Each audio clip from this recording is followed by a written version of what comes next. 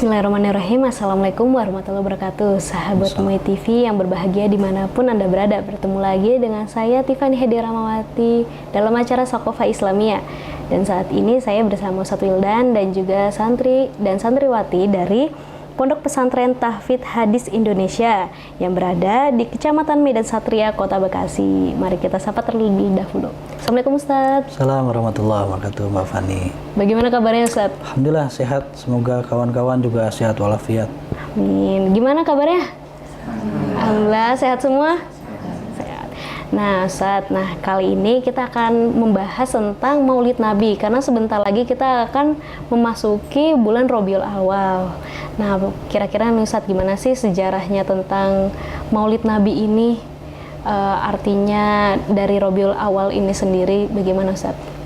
Ya, bismillahirrahmanirrahim. Alhamdulillah, salatu wassalamu ala rasulillahi Muhammadin sallallahu alaihi wasallam. Asyhadu an la ilaha illallah, asyhadu anna Muhammadar Rasulullah. Pemirsa dan sahabat MUI TV yang dirahmati Allah Subhanahu wa taala dan adik-adik sekalian, santriwan dan santriwati dari Pondok Pesantren Fathul Bari Indonesia, disingkat FBI. Nah, ini keren banget, jadi singkatannya FBI. Dan kita siang hari ini membahas terkait dengan sosok yang paling agung, manusia paling mulia, paling hebat sepanjang sejarah manusia gitu. Jadi idola kita nggak usah jauh-jauh ke Superman, ke apa lagi? Batman, ke Spiderman, ke artis-artis Korea gitu kan, nontonnya drakor dan kita justru udah punya yang hebat segala-galanya sebenarnya, idola yang deket banget sama kita gitu. Jadi mestinya kita lebih paham tentang sifat, sikap, perilaku beliau sehari-hari dibanding kita paham tentang sifat dan perilaku artis Korea gitu. Siapa namanya? Jongkok ya, ada namanya Jongkok. Ada yang namanya Jungkook dan lain-lain sebagainya gitu. Jadi sejatinya memang di zaman Rasulullah SAW sendiri maupun di zaman para sahabat itu tidak ada perayaan peringatan Maulid Nabi Sallallahu Alaihi Wasallam. Tapi bukan berarti karena tidak ada lalu kemudian terlarang. Nggak begitu logikanya ya, nggak begitu konsepnya. Karena ada banyak hal yang tidak ada di zaman Nabi, kemudian harus ada di zaman setelah beliau Sallallahu Alaihi Wasallam. Nah, di surah Ibrahim itu kalau tidak salah ayat 5 ada bunyi kalimat wa dzakirhum bi ayyamillah. Ingatkan mereka semua terhadap hari-hari di mana Allah berikan anugerah kenikmatan yang luar biasa. Memang konteks ayat ini berkaitan dengan agar Nabi Musa memperingatkan kaumnya, umat Yahudi, bahwa kaum Yahudi itu kan karakternya suka kufur nikmat, karakternya suka membangkang, karakternya membunuh nabi-nabi, bahkan jahatlah karakternya itu. Nah, diingatkan oleh Nabi Musa, ingat nikmat-nikmat Allah, jangan begitu gitu. Jangan malah membangkang Allah, mendurhakai nabi gitu. Apa saja coba kira-kira? Banyak nikmat yang Allah berikan kepada orang-orang Yahudi ini. Mereka dibebaskan dari kejahatan Fir'aun dan pasukannya. Mereka diselamatkan dari kejaran Fir'aun, dibelah Laut Merah itu kan, sehingga mereka selamat. Mereka diberikan manna wasalwa gitu kan. Manna itu jenis makanan yang rasanya seperti madu gitu. Salwa itu semacam burung yang rasanya itu nikmat sekali gitu, gurih sekali. Ada mereka dinaungi awan selama dalam pelarian karena kejaran Fir'aun dan pasukannya itu. Banyak nikmat-nikmat Allah mereka berikan, tapi karena sifat dan karakter dasarnya pembangkang, maka Allah ingatkan, ingat tuh nikmat-nikmat yang Allah berikan. Jadi kalau peringatan non ritual itu hukumnya mubah, hukumnya boleh. Nah, ini kan bukan perkara ibadah khusus peringatan Maulid Nabi itu. Bukan seperti sholat, zakat, puasa, haji kan, bukan kan? Tapi sesuatu yang dibolehkan karena ini bagian dari muamalah, tapi dengan niat untuk kebaikan, dengan cara-cara yang benar, dengan cara-cara yang baik pula. Maka peringatan non ritual itu artinya bukan satu tata cara yang sudah diatur khusus ibadah itu oleh Islam. Kalau sholat, zakat, puasa, haji kan udah diatur langsung. tata caranya, doanya, waktunya, dan lain sebagainya. Tapi kan peringatan Maulid Nabi itu tidak diatur khusus. Nah, ini bagian daripada budaya umat Islam. Jadi selama niatnya memang untuk mengagungkan Nabi Muhammad SAW, meneladani beliau, mendengarkan ceramah agama yang baik tentang beliau, memotivasi kita agar mengidolakan hanya beliau saja, nggak usah yang lain-lain. Nah, itu sesuatu yang bagus. Nah, jadi ketika Rasulullah SAW diutus oleh Allah, kan beliau diutus hanya dari golongan beliau gitu, dari orang Arab. Ada 5 hal yang kata Nabi Muhammad SAW, kelebihan beliau yang tidak diberikan kepada para nabi dan rasul sebelum beliau. Salah satunya adalah beliau diutus untuk semua manusia. Kalau nabi dan rasul yang lain itu diutus untuk kaumnya saja, hanya untuk bangsanya saja. Seperti Nabi Musa, Nabi Isa, itu diutus hanya untuk kaum Yahudi saja. Jadi kalian nih orang Bekasi nih nggak bisa masuk agama Yahudi, agama Kristen. Kenapa? Bukan orang Yahudi.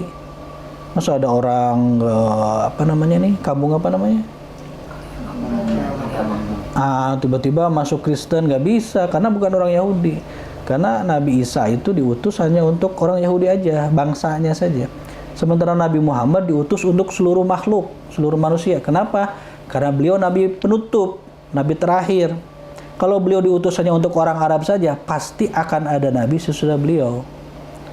Makanya beliau diutus untuk seluruh manusia. Jadi peringatan Maulid Nabi Rabiul Awal sering disebut sebagai bulan Maulid. Karena di situ, di bulan itulah Rasulullah SAW dilahirkan. Tanggal berapa? 12 ya kan. Memang di dalam sirah ada yang menyebut tanggal 9, 10, 11, 13. Tapi yang paling masyhur beliau lahir tanggal 12 Rabiul Awal itu. Tahun berapa? Tahun gajah. Biasanya kalau dulu kan sebelum ada kalender Hijriah ditetapkan di masa Khalifah Umar bin Khattab, nama tahun itu disebut dengan peristiwa terbesar yang terjadi pada tahun itu. Nah, tahun itu dilahirkan Nabi SAW ketika terjadi sebelumnya penyerangan pasukan Abraha dengan pasukan gajahnya kan, yang kemudian dihukum oleh Allah Subhanahu wa taala. Nah, lebih kurang demikian Mbak Fani. Baik, terima kasih Pak Ustadz. Nah, kemudian nih, bagaimana menampakkan cinta kita yang sebagai umatnya itu kepada beliau selain dengan perayaan Maulid ini? Ya, tentu saja peringatan itu kan sesekali kan, nggak tiap hari kan kita Maulid Nabi kan, tapi kita melakukan peringatan Maulid Nabi itu di bulan beliau dilahirkan. Meskipun kadang sudah lewat Rabiul Awal juga masih ada yang menyelenggarakan, ya mungkin nggak sempat dan lain sebagainya. Tapi ada yang jauh lebih fundamental daripada itu. Bukan hanya dengan menyebut nama beliau semata, bukan hanya dengan bersolawat kepada beliau semata, bukan hanya menyelenggarakan kegiatan ceramah dan acara tentang beliau semata. Tapi yang jauh lebih fundamental adalah bagaimana kita meneladani beliau dalam kehidupan kita sehari-hari. Nah, sekarang kalau kita tahu si Kang Jungkook itu... Halo jiwa muda, kalian masih bingung dan masih mencari tempat untuk kuliah? Nah, ini dia solusinya. Kalian bisa berkuliah di Institut Bisnis Muhammadiyah Bekasi. Berapa sih biaya pendaftarannya? Total pembayaran pertama hanya sebesar Rp1.250.000 dan biaya per semester hanya Rp3.000.000. Ada jurusan apa aja sih di Institut Bisnis Muhammadiyah Bekasi? Yang pertama, ilmu komunikasi. Kedua, teknik informatika. Ketiga, manajemen. Keempat, ekonomi Islam. Kelima, akuntansi. Dan yang keenam, ekonomi pembangunan. Oh iya, Institut Bisnis Muhammadiyah Bekasi juga punya beasiswa loh bagi kalian jiwa muda yang berprestasi. Jadi, tunggu apa lagi? Yuk langsung segera daftarkan diri kalian ke Institut Bisnis Muhammadiyah Bekasi.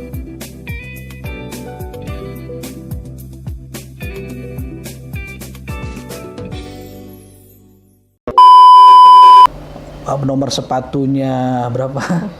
Jungkook nomor sepatunya berapa? Ayo, yang suka nonton drakor. Ayo. Mbak Fafa tahu tuh palingnya berapa nomor sepatunya. Mestinya kita tahu nomor sepatu Rasulullah itu berapa gitu. Kan gini, Rasulullah bilang almar'u ma'aman ahabba yaumal qiyamah. Seseorang itu akan bersama dengan orang yang dia cintai, dia idolakan pada hari kiamat. Kira-kira Jungkook ini masuk surga, masuk neraka? Kalau nggak masuk Islam, dia masuk surga, masuk neraka. Neraka. Nah, kalau kita idolanya Jungkook, berarti kita sama-sama juga akan nemenin Jungkook. Ada yang bilang nggak apa-apa lah, yang penting sama Jungkook di neraka. Siapa yang mau sebenarnya kayak gitu kan? Nah, yang paling utama harus kita lakukan adalah mengamalkan ajaran-ajaran beliau.